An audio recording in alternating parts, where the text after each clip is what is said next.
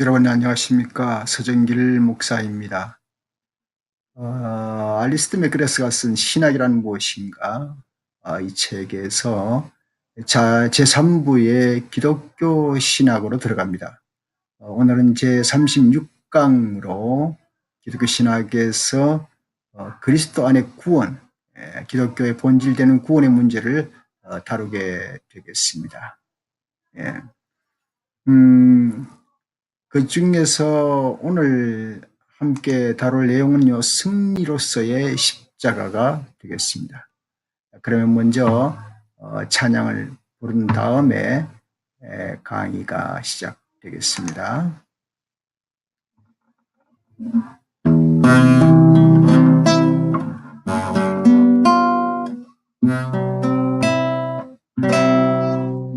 주 믿는 사람 일어나 다 힘을 합하여 이 세상 모든 마귀를 힘써서 멸하세. 저 앞에 오는 적군을 다 싸워 이겨라. 주 예수 믿는 힘으로 온 세상 이기네. 믿음이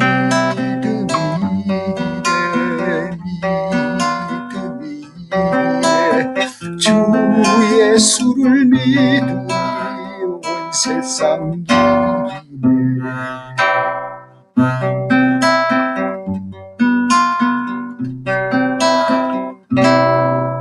끝까지 이긴 사람은 흰 옷을 입히고 또 영생복을 주시니 참 기쁜 일일세. 이 어두운 세상 지나서 저 천성 가도록 주 예수 믿는 힘으로 온 세상 이기네. 믿음이기네.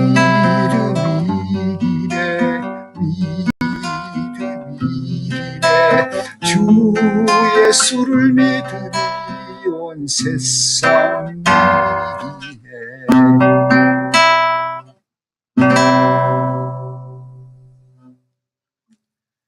네, 승리로서의 십자가. 우리가 누구든지 사람들이 패배를 좋아할 사람은 아무도 없습니다. 다 승리를 원하죠. 승리를 좋아하죠. 그러나 이 승리라고 하는 것은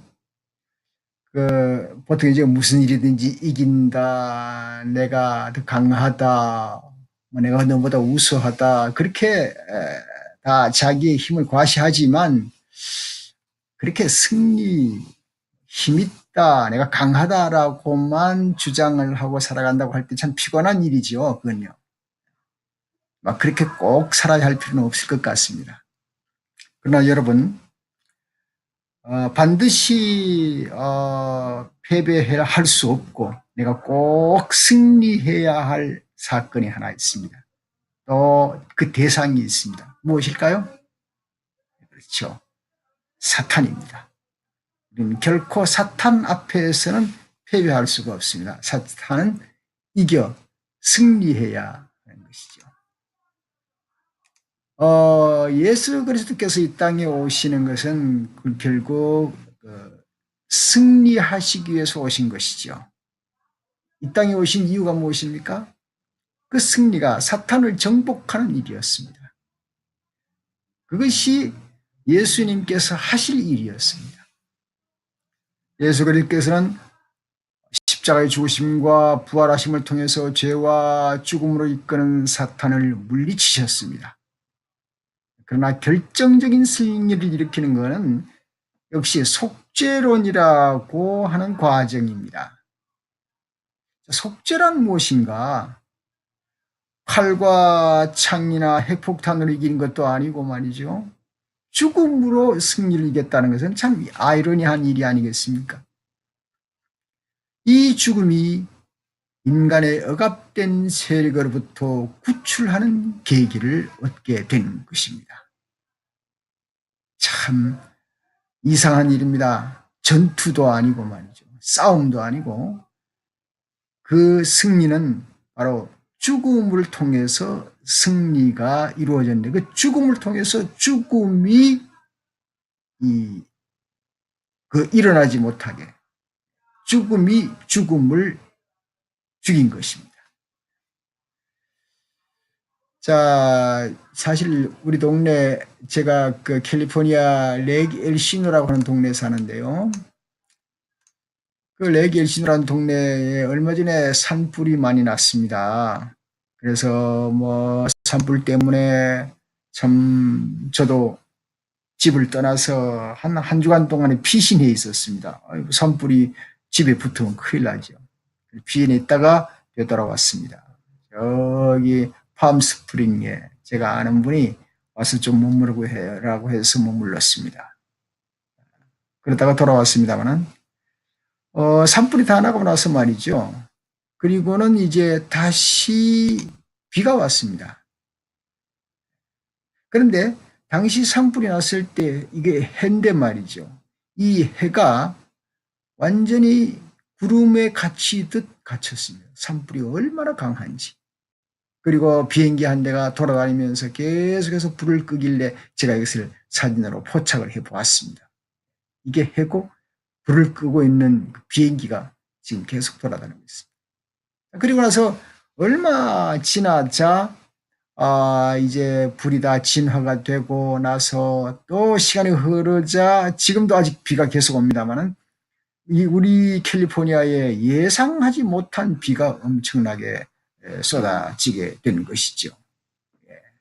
참 이전에 그렇게 참 기다렸던 비가 요즘은 아주 풍부하게 이제 넘치도록 왔습니다. 그런데 불타고 나서 그 다음에는 다시 비가 오고 그리고 나서 이제 산천초목을 보니까 아주 달라졌어요. 이전에는 이 캘리포니아 우리 동네 산들이 전부 벌거숭이 산이었습니다. 뭐 돌산이었고요. 그런데 이제 다시 그 비를 통해서 그 메마른 땅에 흙이 이제 물을 머금고 다시금 새싹들이 자라나서 이제 차를 타고 LA로 올라가다 보면은 양쪽 오른쪽 왼쪽에 다 푸르른 산이 되어가고 있습니다. 아주 기가 막힙니다. 자, 예수 그리스도께서 이제 이 땅에 오셔서 십자가에 달리시는 그날에 모든 세상이 캄캄했습니다. 캄캄하고 어두웠습니다. 그러나 그 죽음의 순간이 통과되고 나서 많은 사람에게 절망이 아니라 희망이 펼쳐지게 되었습니다. 자, 이러한 일을 두고 속죄로 인한 승리라 그렇게 명명할 수가 있는 것입니다. 이레나이우스라고 하는 교부 사상가는 말이죠. 그리스도의 죽음이 몸값이 되어서 생명을 주었다. 그렇게 말을 합니다. 마가복음 10장 45절에도 인자가 온 곳은 섬김을 받으려 함이니라 도리어 섬기려 하고 자기 목숨을 많은 사람의 대속물로 주려 함이니라. 그렇게 말씀했습니다. 또 디모데전서 2장 6절에도 그가 모든 사람을 위하여 자기를 대속물로 주셨으니 기약이 이르러 주신 증거니라 라고 말씀하시면서 마가복음 10장 45절에도 대속물, 디모데전서 2장 6절에도 대속물, 이 대속물이라고 표현을 하면서 우리들에게 승리를 안겨준 것은 참 조금 전에 말씀드린 대로 아이러니한 일입니다. 어떻게 전쟁이 아니고 죽으심으로 우리에게 승리를 준 것인가 하는 것은 참 감사하면서 우리가 받아들여야 할 귀한 내용이라고 할 수가 있겠습니다.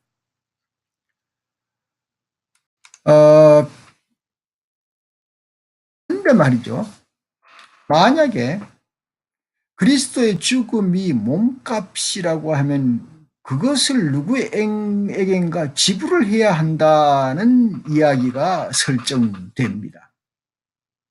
그런데 이 그러니까 속죄라고 하는 것은 그 속죄물이 된다고 하는 것은 누구에게 드려지는 것이 아니겠습니까?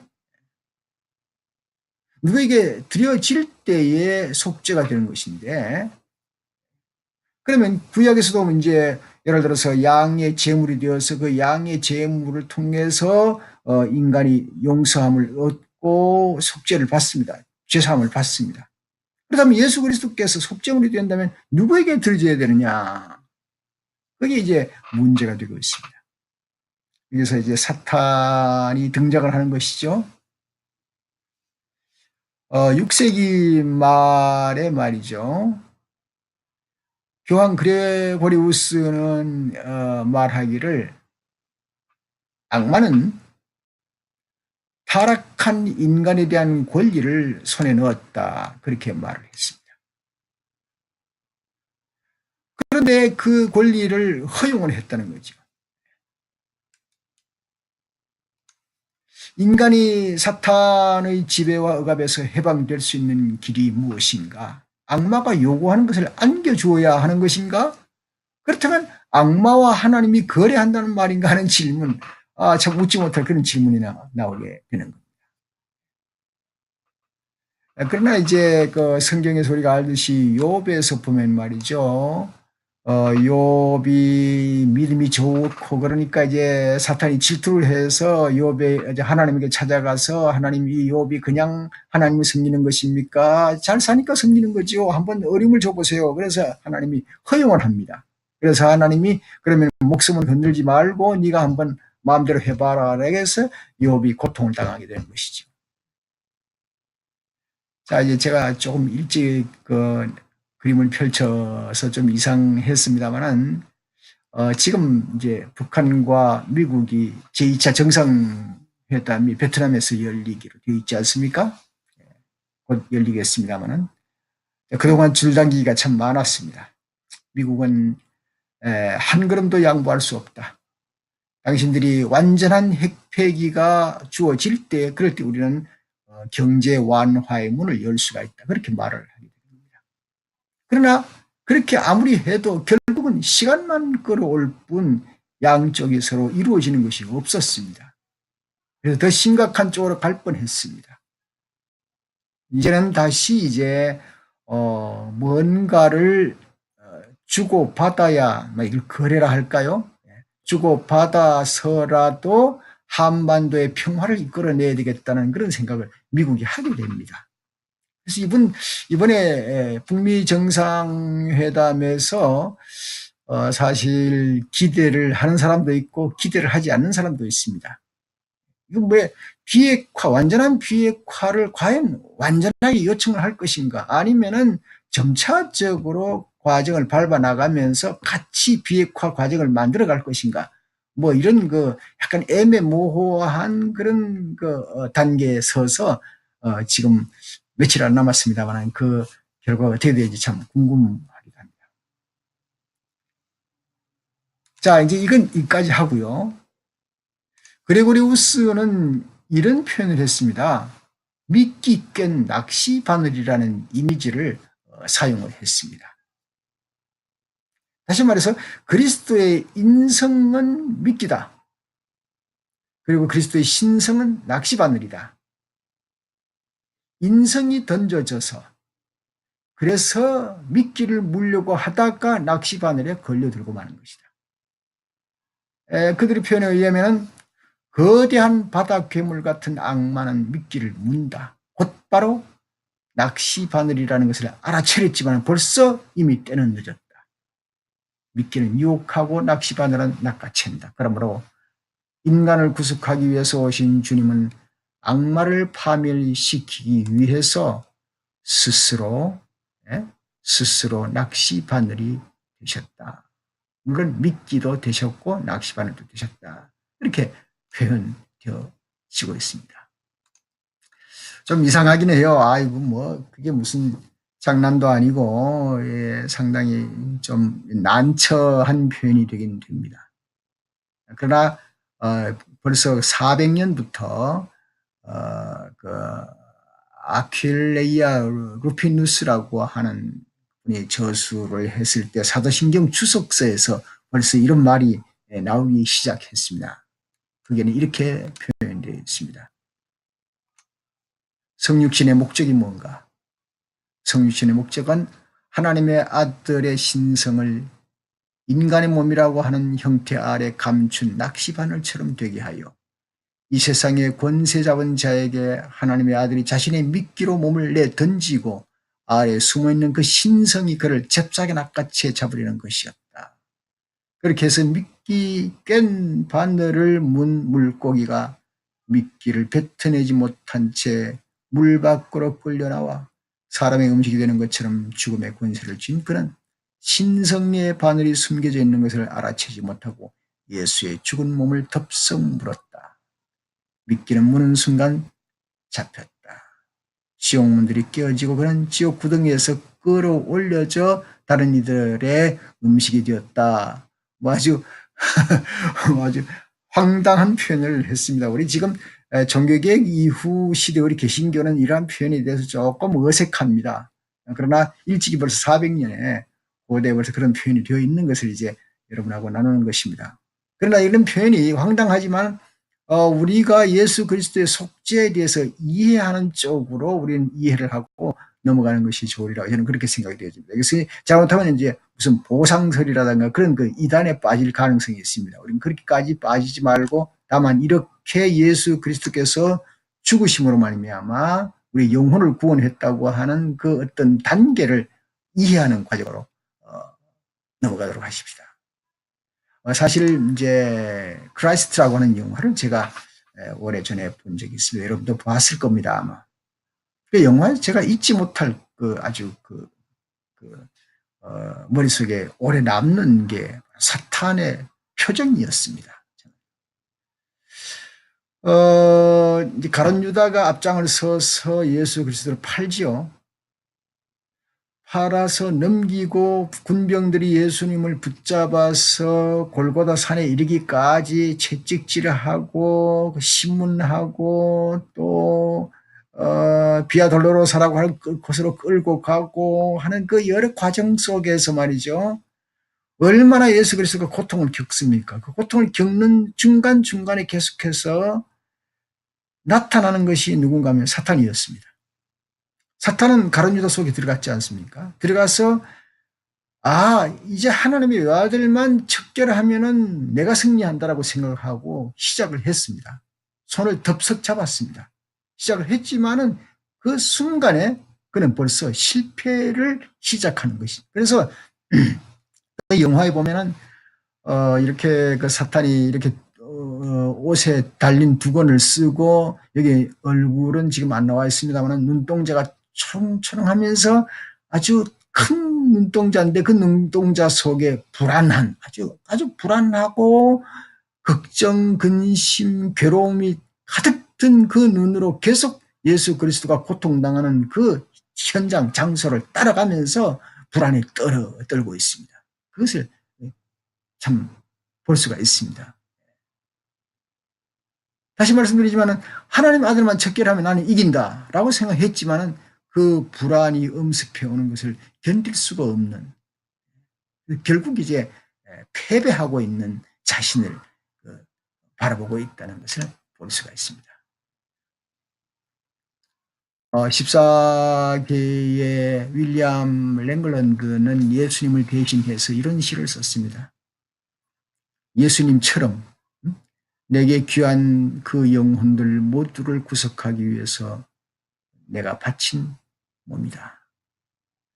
나무 한 그루 때문에 아담과 모든 인류가 죽게 되었듯이 이제 내가 못 박힌 그 나무가 모든 그들을 생명으로 되돌리게 될 것이다. 이렇게 썼습니다. 그런데 이제 지옥 개념, 그 다음에 속죄 개념이 이렇게까지 표현된 것은 고대로부터 표현된 것인데요. 이 고대로부터 중세 이르기까지 말이죠. 특별히 이제 중세 농민들 사이에는 상당한 인기를 누리고 그것이 합당하게 이해가 되었습니다. 그러나 계몽주의가 들어서면서 훨씬 더 자기들로서는 세련된 기준에 비추어서 이 내용들을 유치하게 보기 시작해서 유치한 대접을 하게 되는 겁니다. 이렇게 되어서 이 계몽주의는 이런 표현을 하게 됩니다. 두 가지를 내걸입니다. 첫 번째, 그리스도의 부활에 대해서 어떤 합리적인 해석을 해봐라. 두 번째는 사탄을 한 인격적인 존재로 여기는 것은 너무 전근대적인 사고방식이 아닌가. 그렇게 표현하면서 해석을 요구했습니다. 법합니다. 질문들이. 그러나 그 다음을 보십시다. 현대에 들어와서 다시 승리 이론, 그러니까 속죄를 통한 예수 그리스도의 승리 이론이 고개를 들기 시작하는 겁니다. 그것이 이제 1931년에 구스타프 아울렌이라는 사람이 말이죠. 승리자 그리스도라는 책을 쓰면서 그는 새로운 고전으로부터 흘러내려오는 현대에 이르기까지 흘러내려오는 고전으로부터 자기 그 시대까지 내려오는 그 모든 그 속죄 이론에 대해서 자신감을 가지고 하나하나 짚어나가게 되었는데 말이죠. 그것이 이렇게 볼 수가 있습니다. 자, 고전적인 그리스도의 사역의 개념, 그건 그때 당시에는 승리다. 그때 교부들에 의해서 예수 그리스도의 죽으심과 부활 그 사건들은 승리의 개념으로 흘러왔다.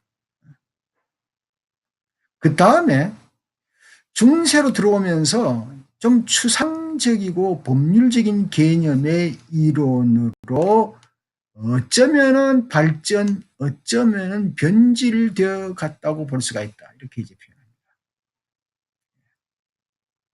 그래서 이제 그 계몽주의는 말이죠. 여기에서 이제 어떤 그 태클을 하게 되는 거죠. 야, 고전의 것은 너무 참 후지다. 그리고 중세는 너무 법률적이다. 우리가 그 로마서 공부를 해보면은 로마서 내용이 상당히 법률적이지 않습니까? 예수 그리스도와 아담, 예수 그리스도의 단번에 죽으심, 그것이 이제 지금 동영상 중입니다. 예, 그 예수 그리스도의 죽으심이 로마서에 매우 법률적으로 표현되고 있습니다. 그리고 인간의 구원도 인간의 죄의 용서도 법률적으로 표현되는데 이것을 바라보면서 이렇게 법률적인 것은 우리 구원에 맞지 않다. 이렇게 스콜라주의들이 그 얘기를 해서 중세의 정신을 약화시켜버리는 겁니다. 그러나 반전의 반전을 거듭해서 종교개혁을 통해서 새롭게 이론이 전개되어서 무기력했던 속죄론이 회복을 하게 되는 겁니다. 조금 전에 말씀했습니다. 제가 반전의 반전이라고 그랬는데 계속 반전의 반전, 극적인 반전이 이루어지면서 아울리는 말하기를 마르틴 루터의 저서를 통해서 당시 영적으로 무기력했던 스콜라주의 속죄론은 이제 완전히 뒤집혔다. 전투가 역전의 역전을 거듭해서 지금은 승리자 그리스도를 우리가 알 수 있다. 그렇게 표현하는 겁니다. 자, 이제 아울레는 이 승리자 그리스도 이론을 표현하는데요. 두 가지를 표현합니다. 첫 번째는 객관적인 것과 두 번째는 주관적인 것을 표현합니다. 오브젝티브와 서브젝티브로 구분을 하는데 우리가 아는 대로 이제 객관적인 것이 무엇입니까? 예, 객관은 모든 사물을 그 사건 입장을 제3자의 입장에서 본다. 쉬운 얘기로요. 제3자 입장에서 볼 수가 있어야 된다. 약간 떨어져서 전체 숲을 보면서 얘기하는 것이죠. 그 다음에 이제 주관이라는 것은 뭡니까? 반대가 되지 않습니까? 객관의 반대니까 모든 사물이나 사건을 자신의 관점에서 본다. 자신의 입장에서 본다. 그런 얘기가 있습니다.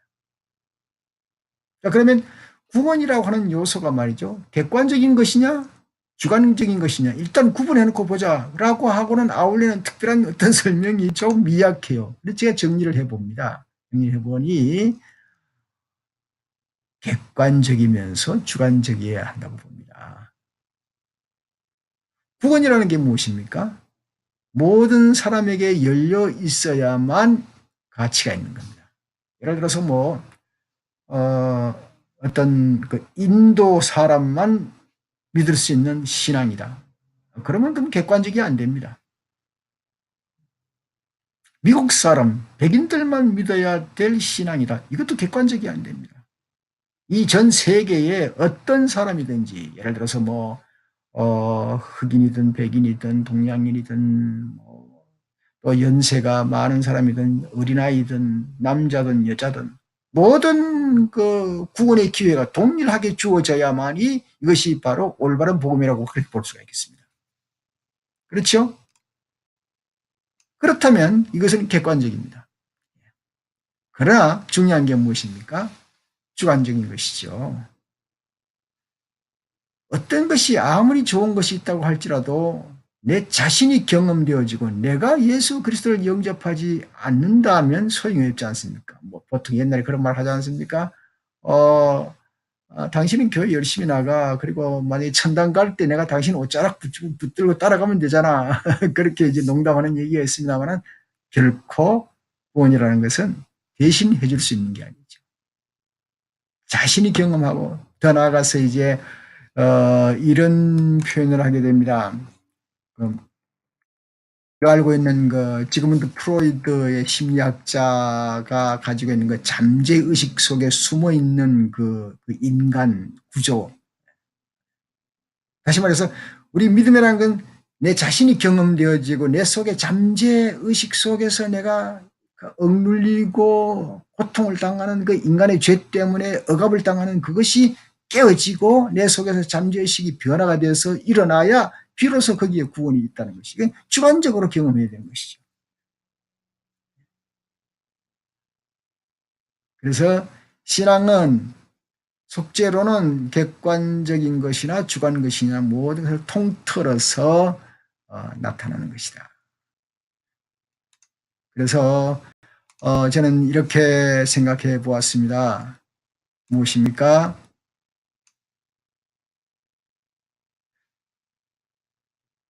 객관적인 것이라는 것은 모든 사람은 이 다리를 건널 수가 있다. 이 다리는 누구든지 갈 수 있다. 남자나 여자나 누구든지 갈 수가 있는 다리다. 그런데 주관적으로는 이 다리는 믿음으로 건너는 사람만이 저 들판과 그리고 저 끝에 교회가 좀 보입니다만 교회로 나갈 수 있는 것이죠. 그러므로 객관적으로 모든 사람이 할 수 있는 일로 펼쳐지는 복음과 그리고 주관적으로 내가 선택할 물론 하나님의 은혜로 내가 경험되어지지만 내가 경험되어지고 믿음으로 건너는 그런 일이 진행될 때 비로소 구원은 바로 나의 것이 된다라고 하는 그런 표현을 우리가 할 수가 있는 것입니다. 마귀 사탄 세력에서 고통을 당하고 있는 모든 이 땅의 사람들이 안에 속해 있던 사람들이 예수 그리스도 안에서 새로운 하나님의 자녀가 된다는 것에 우리는 감사할 수가 있고 이것이 앞으로 다가올 미래의 희망이면서 동시에 우리가 현재 누릴 수 있는 희망이요 승리라고 할 수가 있겠습니다. 이것을 일컬어서 폴 틸릭은 이렇게 표현했습니다.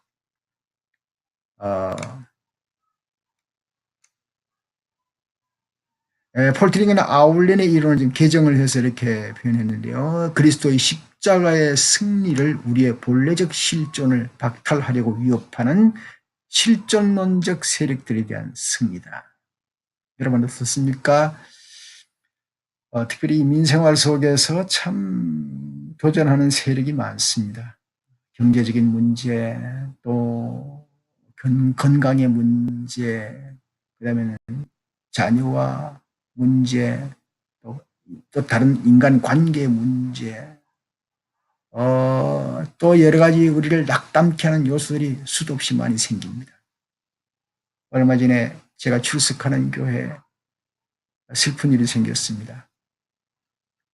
출석하는 교회의 남편은 교회 나오지를 못했습니다만 남편이 자기의 식당에서 경영하는 식당에서 스스로 목숨을 끊었습니다. 참 비참한 사건이 참담한 사건이 생겼습니다. 이렇게 우리는 본래적 실존을 박탈하려고 하는 위협이 너무나도 많이 우리 주변에 도사리고 있습니다. 사탄이 우리를 정복하려고 하고 있습니다.